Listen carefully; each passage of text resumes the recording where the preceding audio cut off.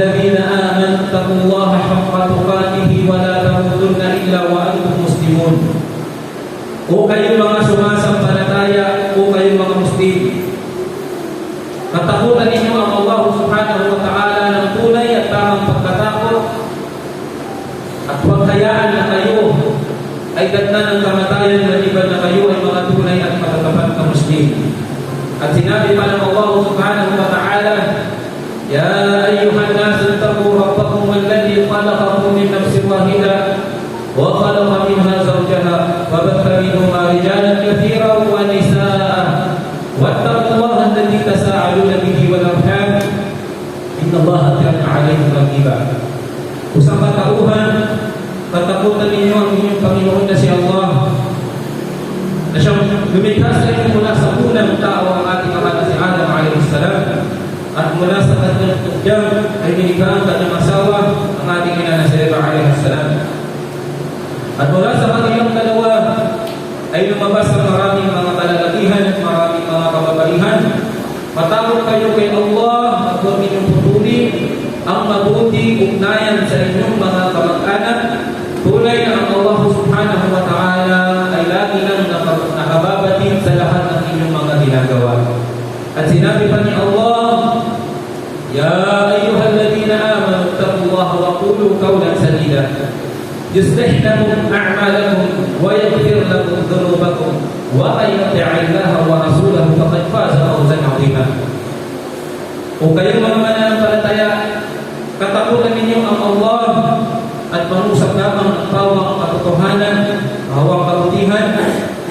يصلح لكم أعمالكم ويغفر لكم ذنوبكم.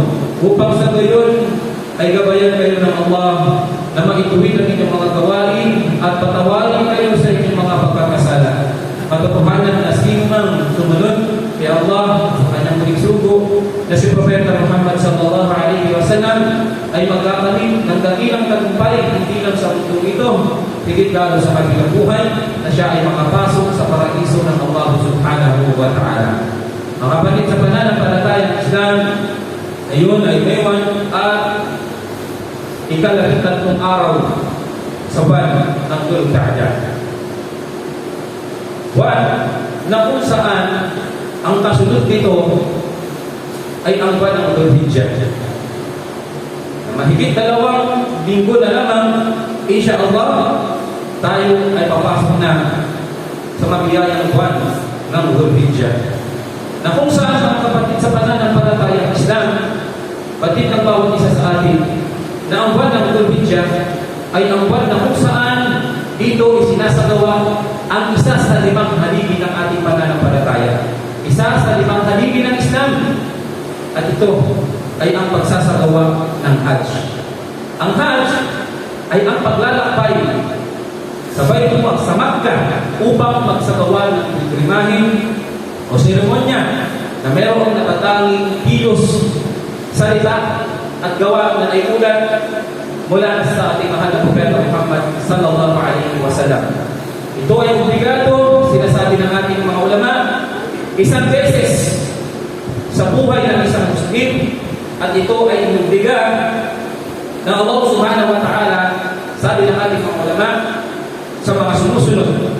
Ito ay obligado sa Muslim, nasa tamang edad, nasa tamang pag-iisip, mayroong malusog na pangangatawan, mayroong kayamang bubulin, at sa mga kababaihan, kailangan na sila ay mayroong mga maharap lugar dyan. Sa kanila ay obligado ang pagsasagawa ng Hajj. Mga kapatid sa pananampalatayang Islam, sa khutbah na ito ay babanggitin natin ang ilan sa mga kainaman at kabutihang ay dudulot sa buhay ng isang Muslim kapag kanyang isinagawa ang tinatawag na Hajj. Una na rito, mga kalipin ng Allah subhanahu wa ta'ala, ang Hajj ay pagsunod sa isa sa 5 haligi ng Islam. Sinabi ni Propeta Muhammad sallallahu alaihi wasallam, "Buniya al-Islam ala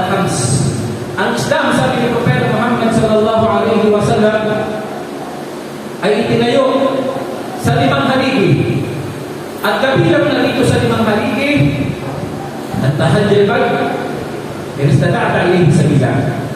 Na isagawa ang tinatawag na hajj na sino mang mayroong kakayahan isagawa ito. Sinabi ni Propeta sallallahu alaihi wasallam, ayyuhan nas, qad faradallahu alaikumul hajj fahajju. Sinabi ni Propeta Muhammad sallallahu alaihi wasallam bilang dalil, karagdagang katibayan, usang katauhan, sabi ng Propeta sallallahu alaihi wasallam, qad faradallahu alaikumul hajj. Tunay na inubigay sa inyo ng Allah subhanahu wa ta'ala ang pagsasagawa ng hajj. Fahajju, ang inutusan ng Rasul sallallahu alaihi wasallam ang mga kamusliman na mayroong kakayahan, fahajju. Kaya isagawa ninyo ang tinatawag na hajj. Kabilang ito sa limang haligi ng ating pananampalataya.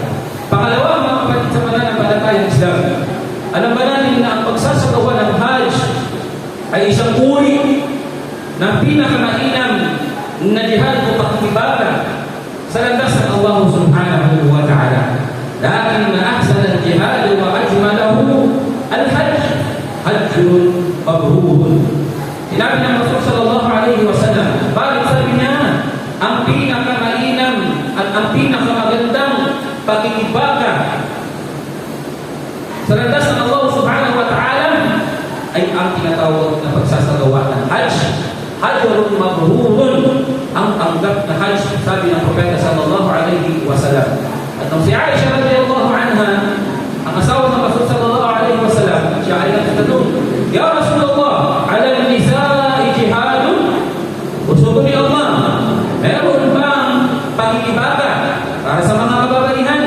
Wala na'am, sinabi ng Rasul sallallahu alaihi wasallam, alayhinna jihadun la qital fiha al-hajj wal-umrah. Meron sa kanila na pinakamainam na hajj na walang pakikipaglaban o walang pakikipagpatayan. At ito sabi ng Rasul sallallahu alaihi wasallam ay ang kanilang pagsasagawa ng hajj at umrah kasama ang kanilang mahram.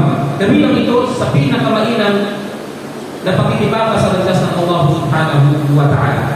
Pangatlo, mga alipin ng Allah subhanahu wa ta'ala, na kabutihan, kainaman ng pagsasagawa ng hajj ay dito makakamit ang kapatawaran sa lahat ng mga nagawang kasalanan ng isang mananampalatayang Muslim. Sinabi ng Rasulullah sallallahu alaihi wasallam, man hajja hadha al-bayt falam yarfud wa lam yafsuq raja'a kama waladathu ummuhu.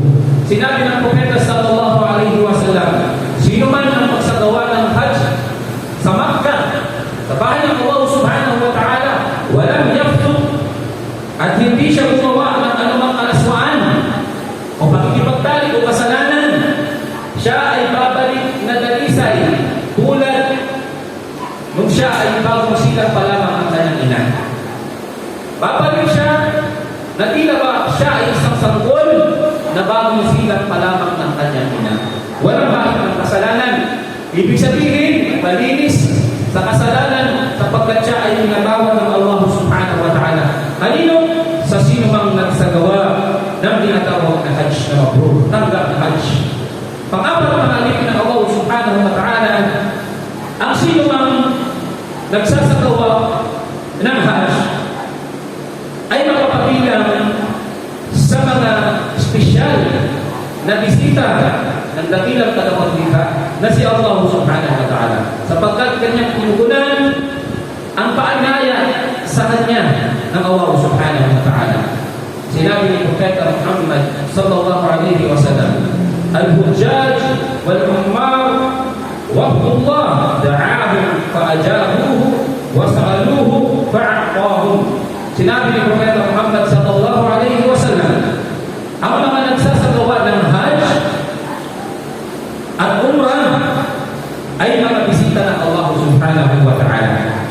Kaya kapag sila ay mananalangin kay Allah, ay tutugunan sila ng Allah subhanahu wa ta'ala. At kapag sila ay hihingi kay Allah, ay ipagkakalog ito sa kanila ng Allah subhanahu wa ta'ala. Kapag sila ay hihingi kay Allah, humingi ng kapatawaran, ay patatawarin sila ng Allah subhanahu wa ta'ala. Sinabi ng Allah subhanahu wa ta'ala sa Al-Quran, وأذن في الناس بالحج يأتوك رجالا وعلى كل ضامر يأتين من كل فج عميق. Sinabi ng Allah subhanahu wa ta'ala, kaya't ipanawagan mo sa sangkatauhan ang kahalagahan ng Hajj, at sila, sabi ng Allah subhanahu wa ta'ala, ay tutugon, darating sa iyo nang nakayapa, nakasakay sa bawat kamelyo, at sila ay magsisidating mula sa bawat matatarik at malalayong lugar, malalayong daan. At ito mga alipin ng Allah subhanahu wa ta'ala, paanyaya ng Allah subhanahu wa ta'ala na kung saan ang sino mang tumugon o magsagawa ng Hajj, tinugunan niya ang paanyaya sa kanya ng Allah subhanahu wa ta'ala, at siya ay makabilang sa espesyal na bisita ng Allah subhanahu wa ta'ala. At panglima mga alipin ng Allah subhanahu wa ta'ala, ang pagsasagawa ng Hajj sa panahon na kung saan isinasagawa ito ay makakamit ng isang Muslim ang napakaraming mga pakinabang kabutihan, hindi lang sa mundong ito, higit lalo sa kabilang buhay. Sinabi ng Allah subhanahu wa ta'ala, liyashhadu manafi'a lahum, upang kanilang masaksihan ang mga kabutihan para sa kanila ng Allah subhanahu wa ta'ala. Kabutihan dito sa mundo, higit lalo sa kabilang buhay. Ang gantimpala na mayroon doon mga kapatid sa pananampalatayang Islam. Halimbawa, ang sinabi ng Rasul sallallahu alaihi wasallam na ang pagdala sa ika ng isang Muslim sa Makkah ay mayroong matumbas na gantimpala na 100,000. Na kung saan kabilang ito sa napakalaking pakinabang na makakamit ng isang Muslim kapag siya ay nagsagawa ng Hajj, makapagsagawa siya ng sala sa Makkah. Na ang gantimpalang iyon mga alipin ng Allah ay hindi ibinibigay o pinagkaloob ng Allah subhanahu wa ta'ala sa ibang mga masjid o lugar, maliban na lamang na ito ay maisagawa sa kanyang bahay, sa sagradong tahanan, ang Baitullah, walang iba kundi sa Makkah. Mga kapatid, at buong din sa pagsasagawa ng Hajj ay nakikita-kita, nagkakasama-sama ang iba't ibang mga Muslim, iba't ibang lahi, iba't ibang tribo, iba't ibang bansa ang pinagmulan. Sila ay nakikita at kasama roon. Sila ay nakakaroon ng malaking pagkakataon na maupo sa bawat isa at magluto ng mahalagang kaalamang makakagluto sa kanila ng kabutihan sa dunya at akhirah. Kanilang makakasalamuha ang mga ulama, ang mga maalam sa Islam na nagtatagay ng tamang akida, paniniwala sa ating pananampalataya. Mga kapatid sa Islam, sapagkat tunay na ang Makkah ay sagradong lugar na iningatan ng Allah subhanahu wa ta'ala, na kung saan nabanggit pa na sa pagdating ng Antikristo, ng Dajjal, ang lahat ng lugar ay madali para sa kanyang mapuntahan, kanyang mapupuntahan ang pinakamatinding fitna na darating, pagsubok sa sangkatauhan mula ng likhain si Adam a.s. ay ang Dajjal. Subalit ano ba natin? Na sa sagrado, sa pagiging sagrado at banal na lugar na yun ng Makkah, ay hindi yun magagawang pasukin ng Dajjal.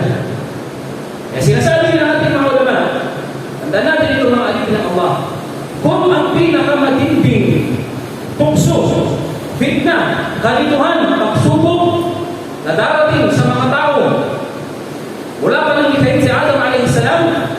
ay ang Dajjal ay hindi na kayang pumasok sa Makkah, paano pa kaya mga alipin ng Allah? Paano pa kaya pahihiputan ng Allah subhanahu wa ta'ala na ang lugar ng Makkah ay maging tirahan ng mga ulama na din sa akida? Iningatan ito ng Allah subhanahu wa ta'ala. Kaya naman ang mga ulama na nagtuturo rito, sila ay nasa tamang akida, tamang pangunawa ng ating pananampalataya, tamang pangunawa ng mga talata sa Quran at hadith ng Rasulullah sallallahu alaihi wasallam. Iningatan tunay ito ng Allah subhanahu wa ta'ala, hindi magagawang pasukin ng pinakamatinding fitna. Paano pa kaya ang alipin ng Allah subhanahu wa ta'ala na ipahintulot ng Allah subhanahu wa ta'ala na ang mga magtuturo rito ay nasa lihis na sekta, iligaw na akida. At ito ay pagmuli-muli hanggapan ng isang mananampalatayang Muslim. Mga alipin ng Allah, ang pagpunta roon, ang pag-aaral roon, ang pagsasagawa ng Hajj, ang pagsasala doon ay napakailing na gawain sa paligid ng Allah subhanahu wa ta'ala.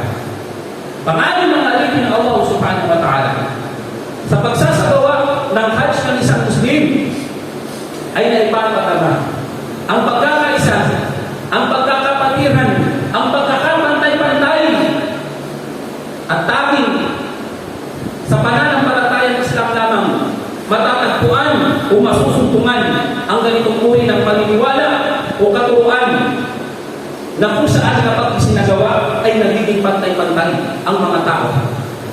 Mayaman man o mahirap mula sa iba't ibang dako ng mundo, ano man ang lahi, ano man ang kulay, ano man ang tribo, ano man ang anumang antas o estado ng buhay meron ng isang Muslim, mayaman, mahirap. Tunay mga alipin ng Allah subhanahu wa ta'ala sa pagsasagawa ng Hajj, ang lahat ay nagiging pantay-pantay. Parehong sumusunod sa kung ano ang itinuro ng Rasul sallallahu alaihi wasallam. Parehong isinasagawa ang seremonya ng Hajj. Parehong ng kasukutan, parehong nagsasakripisyo. Ito ay kabilang sa tanda at kagandahan ng ating pananampalataya na kung saan ang alipin ng Allah subhanahu wa ta'ala hindi ito masusuntungan sa ibang pananampalataya maliban na lamang sa relihiyon na itinalaga sa atin ng Allah subhanahu wa ta'ala. Walang iba kundi dito sa pananampalataya ng Islam. Barakallahu li wa lakum fil Qur'anil Karim wa nafa'ani wa iyyakum bima fihi min al-ayati wa dhikril hakim.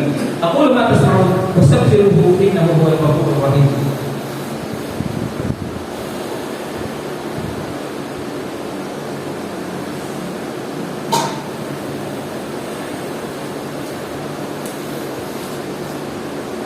Bismillahirrahmanirrahim. Alhamdulillahi rabbil alamin.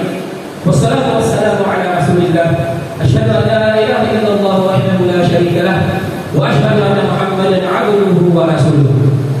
Pagpito mga alipin ng Allah na kainaman o kabutihang makakamit ng isang Muslim kapag isinagawa niya ang Hajj, dito mga alipin ng Allah, alam ba natin sa pagsasagawa ng Hajj ay pansamantala natin iniiwan. Pag-iwan sa mga makamundong bagay at ang pag-alala sa araw ng paghukom. Pag-alala sa kabilang buhay. Mga alipin ng Allah subhanahu wa ta'ala, tandaan natin, gaano man kayaman ang isang Muslim, gaano ng karami ang kanyang ari-arian. Ang lahat ng ito ay kanyang iwan.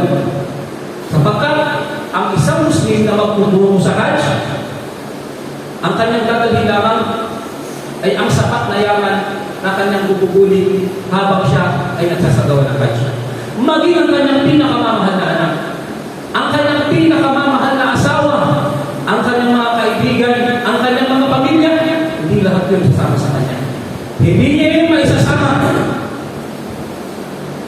Nagpapaalala mga alipin ng Allah subhanahu wa ta'ala sa ating pag-iisa dito sa ibabaw ng mundo. Pagpapaalala sa ating lahat na kapag tayo ay lumisan dito sa ibabaw ng mundo ito, may isa man dyan sa mga nabanggit na yan, yaman, ari-arian, negosyo, pamilya, kaibigan, impluensya, wala isa sa ating mga alipin ng Allah subhanahu wa ta'ala at sasama sa ating kaibigan. Maliban na lamang sa ating mga mabubuting gawa. Nagpapaalala sa atin ang pagsasagawa ng Hajj, ang paglalakbay roon. Mga alipin ng Allah, nagpapaalala sa atin ng pansamantalang pag-iwan sa mga makamundong bagay. Pagkat ang papauti lamang natin ay kung ano ang sasapat sa atin sa pagsasagawa ng Hajj. Mga alipin ng Allah subhanahu wa ta'ala, yung tela na isinusuot, puting tela na isinusuot ng mga nagsasagawa ng Hajj, nagpapaalala na yung telang yun ay siya rin ipapalit sa bawat Muslim kapag sila dinatan ng kamatayan. Ang pananatili sa Arafah, ang pagtayo at pagtitipon-tipon dito ay nagpapaalala sa atin sa mga kaganapang mangyayari sa araw ng paghukom. Pagkaroon tayong buhay ng Allah subhanahu wa ta'ala sa ating libingan, tayo lahat ay tatayo Allah subhanahu wa ta'ala sa isang partikular na lugar. Tayo lahat nakatayo at mag-aantay doon kung kailan mangyayari ng Allah subhanahu wa ta'ala ang araw ng paghukom. Ang pag-iwan sa ating yaman, ang pag-iwan sa ating pamilya, ang pag-iwan sa ating mga hanap buhay, ari-arian, ay nagpapaalala sa ating mga kapatid sa pananampalatayang Islam kung atin lang ilisanin ang mundong ito. Ang paglalakbay tungo sa Hajj ay nagpapaalala na tayo mga kapatid sa pananampalatayang Islam ay para lamang naglalakbay dito sa ibabaw ng mundo. Dun niya, kaan nakabalipan mo atin sa sarili. Sabi na Allah sallallahu alaihi wasallam, ituloy nyo ang inyong mga sarili na para lamang kayo mga estranghero. Pansamantala naglalakbay dito sa ibabaw ng mundo. Tayo lahat ay meron tayong babalikan buhay pagkaraan dito. Pagkaraan ng ating paglalakbay dito sa ibabaw ng mundo ito, lahat tayo mangalipin ng Allah subhanahu wa ta'ala. Babalik tayo sa pinagnalanting tirahan. Tirahan panghabang buhay sa paraiso o tirahan panghabang buhay sa api ng imperium. Imperium ng pinagnalanting. At mangalipin ng Allah, napakarami ng kaibutihan makakamit ng isang Muslim kapag kanyang isinagawa ang Hajj. At mangalipin ng Allah subhanahu wa ta'ala, kabilang din dito ay ang pagtaas ng ating iman. Ang iman, mga alipin ng Allah, yazidu bil ta'a wa yanqusu bil ma'siyah. Tumataas ito sa pamamagitan ng pagsunod sa Allah subhanahu wa ta'ala at nababawasan sa mga pagsuway sa Allah subhanahu wa ta'ala. Kaya marinig natin sa mga kwento ng mga kapatiran, pumasok sa Makkah at nagsagawa ng Hajj sa gradong lugar na yun, ang pakiramdam na kanilang naramdaman, kapayapaan na para bang ayaw nilang isahin ang Makkah. Kapanatagan at nararamdaman nila yung pagtaas ng kanilang iman na sinasabi pa ng iba na kahit anong kasalanan marahil ay hindi mo maiisip kapag nandun ka sa loob ng Makkah. Ganito kasagrado ang Makkah na kung saan kaya naman ang bawat isa sa ating mga mananampalatayang Muslim ay naghahangal na makapasok sa Makkah, makapagsala at maisagawa ang Hajj. Pagkat doon mga alipin ng Allah ay tumataas ang iman ng isang mananampalatayang Muslim. At ang huling mga alipin ng Allah subhanahu wa ta'ala, ang pagsasagawa ng Hajj, sinabi ng Rasul sallallahu alaihi wasallam, wal hajjul mabrur laysa lahu jazaa illa al-jannah. Ang tanggap na Hajj, sabi ng Rasul sallallahu alaihi wasallam, ay walang ibang tinakadakilang nagtimpala maliban na lamang, sabi ng Rasul sallallahu alaihi wasallam, ang Jannah. Ang Jannah na malitin ng Allah subhanahu wa ta'ala, ipagkakaroon ng Allah subhanahu wa ta'ala sa sino mang Muslim na isinagawa niya ng Hajj, ginampanan niya ng tama at maayos ang kanyang pagsasagawa ng Hajj, tinanggap ng Allah subhanahu wa ta'ala ang kanyang Hajj, ang gantimpala nito, sabi ng Rasul sallallahu alaihi wasallam, mga kapatid, ay nang pagpasok sa Jannah. Kaya mga alipin ng Allah subhanahu wa ta'ala isang Muslim, kapag alam niya ang mga kabutihan, kainaman at gantimpala na napapaloob sa pagsasagawa ng Hajj, tiyak na siya ay maghahangan mga ngarap na maisagawa ang Hajj doon sa Makkah. Kaya dapat isang Muslim, kung meron siyang pinag-iipunan, kung meron siyang pinaghahandaan, kung siya ay naghahanda sa pag-iipon, pagpapatayo ng kanyang bahay, pagbili ng mga ari-arian, o pagtatravel sa iba't ibang mga pasyalan, o iba't ibang bansa, mayroong mga ganito na nagagawa nilang pagsumikapan ang kanilang paglalakbay, paglilipot sa mundo. Higit dapat maalipin ng Allah subhanahu wa ta'ala na pag-ipunan, paghandaan ng isang Muslim ang kanyang pagsasagawa ng Hajj. Sapagkat ito ay kabilang sa limang haligi ng ating pananampalataya na kung saan ang isang Muslim na nasa tamang edad, nasa tamang pag-isip, at merong malusog na pangakatawan, at siya ay merong sapat na yaman, at sa mga kababalihan ay meron silang mga makram, sa kanila ay pinibigyan ng Allah subhanahu wa ta'ala ang pagsasagawa ng Hajj. Bilang nakatayo ng Allah subhanahu wa ta'ala sa mga pagsasagawa ng Hajj. At sa mga nakapagsagawa ng Hajj, nawa ay tinanggap ng Allah subhanahu wa ta'ala ang inyong mga hajj at ibigay sa atin ng Allah subhanahu wa ta'ala ang lahat ng kabutihan at gantumpalan na napapatuloy dito sa mundong ito, higit lalo sa kabilang buhay. Amin ya rabbal alamin. Salam sallu ala nabiyyina wa inna Allaha amara bidhalika qala inna Allaha wa malaikatahu yusalluna ala nabi ya ayyuhalladhina amanu sallu alaihi wa sallimu taslima. Allahumma salli ala Muhammad wa ala ali Muhammad kama sallaita ala Ibrahim wa ala ali Ibrahim innaka Hamidum Majid. Allahumma a'izz al-islam wal muslimin wa adhil ash-shirka wal mushrikeen wa dammir a'da'aka wa a'da' ad-din. Allahumma ighfir lana wa liwalidina wa li jami'il mu'minina wal mu'minat والمسلمين والمسلمات الأحياء منهم والأموات إنك سميع قريب مجيب الدعوة يا رب العالمين. ربنا آتنا في الدنيا حسنة وفي الآخرة حسنة وقنا عذاب النار وادخلنا الجنة مع الأبرار يا عزيز يا جبار يا أرحم الراحمين. سبحانك اللهم وبحمدك ونشهد أن لا إله إلا أنت نستغفرك ونتوب إليك. أقيم الصلاة فإن الصلاة تنهى عن الفحشاء والمنكر.